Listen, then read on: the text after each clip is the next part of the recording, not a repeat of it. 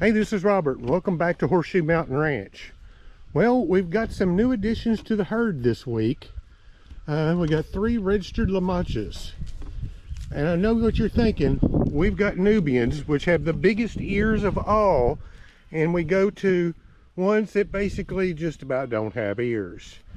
So, they got ears. They just itty bitty, aren't they?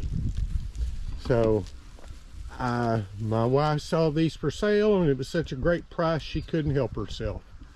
So now we've got Lamachas. But these were show goats. Apparently the daughter was showing them, and you know how that goes. Kids decide they're tired of that. It was probably something like that. And they're plenty tame, even to a stranger like me. And I think they're all the same age. But they're just as inquisitive. You too. But we did have a different change to the herd this week. We got rid of 1 cow. We got rid of June.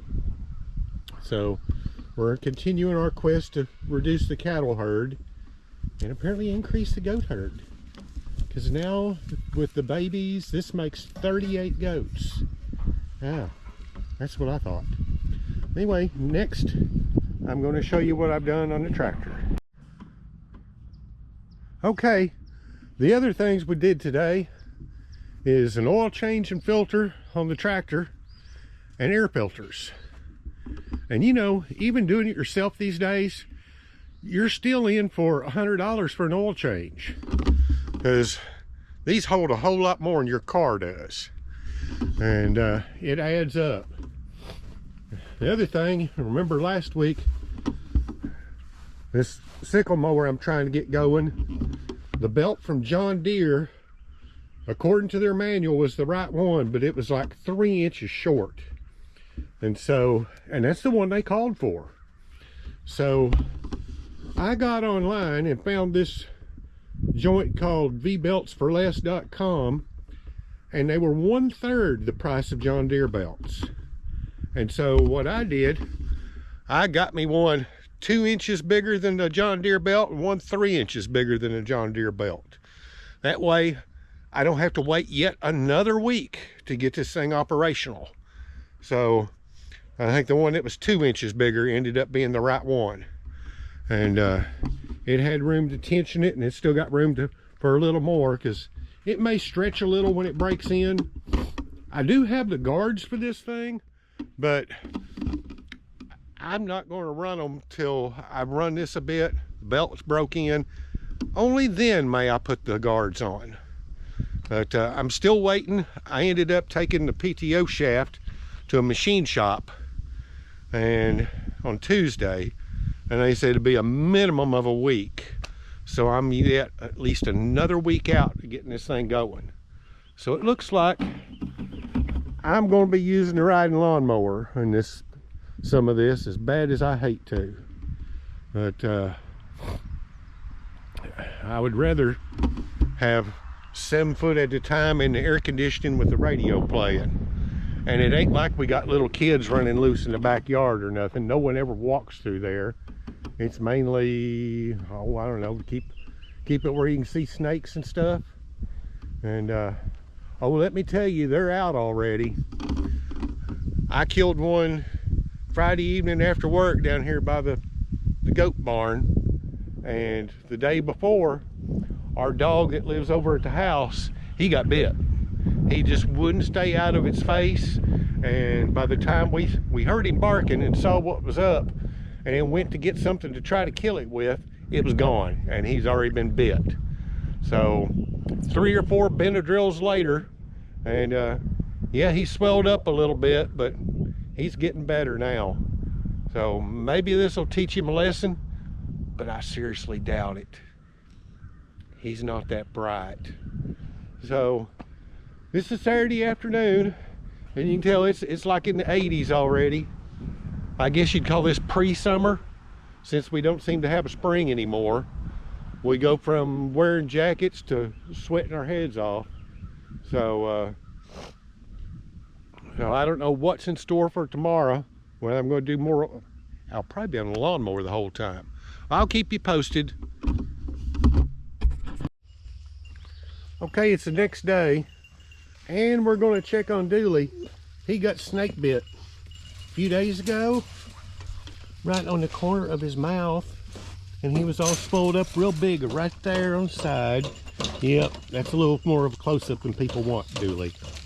And as you can see, a little Benadryl, and he's good as he can be. Now, whether he learned a lesson or not, well, that's a whole nother story. I mean, we heard him barking over here like crazy, come to see, saw he had a snake cornered at the base of a tree.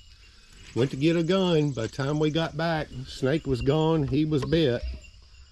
So, now he's trying to make sure the goats don't get in his yard. They're out here grazing this morning. And while we got you over here, we're going to show you how we haul goats.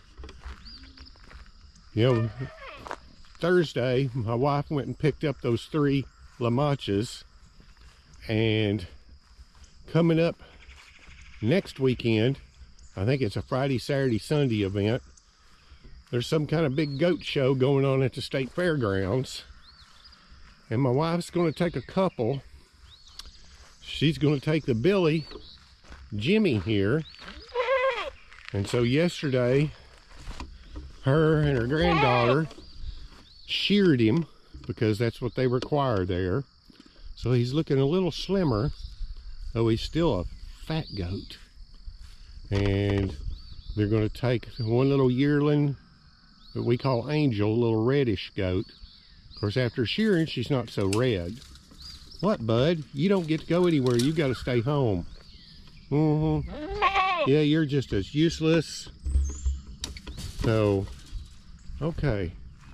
But you know, there's a lot of ways to haul a goat, or young goats, or little goats. The dog kennels work pretty good, but when you've got multiples or big goats, you need something a little better. And we've tried all kinds of things in the past. We've made big cages out of fence panels, things like that. They become so large and ungainly that they're just too hard to deal with. So several years ago, we built this, and this works pretty good. We've had 7 or 8 full-size goats in there before, even on this little 6.5 foot bed truck. Plenty of room. So, and then it's just got a tarp bungee cord on top of it right now, and that works just fine. Keeps them in shade, keeps any rain off of them. And I made this where you disassemble it. The sides stay together, and then the crossbars, I've just got them marked with a Sharpie, you know, drew lines across the joints, put AA, BB, that kind of thing, where you can reassemble it real quick right where it came from. And a tip for anybody wanting to do similar things, I don't know about Fords and Dodges, but on Chevys, the width of this truck isn't the same at the front of the bed as the back of the bed. Yeah, go figure. You know, and I bet different brands are different too. That's so they can sell you more stuff. Heaven forbid you take your old camper shell off your old truck and put it on your new truck. We can't have that. Or switch brands. You know, no, we can't have that. I mean, there's a chance you might save money. And, you know, heaven help you if you save money. That means they didn't get to make it. You know, that's the world we live in right now.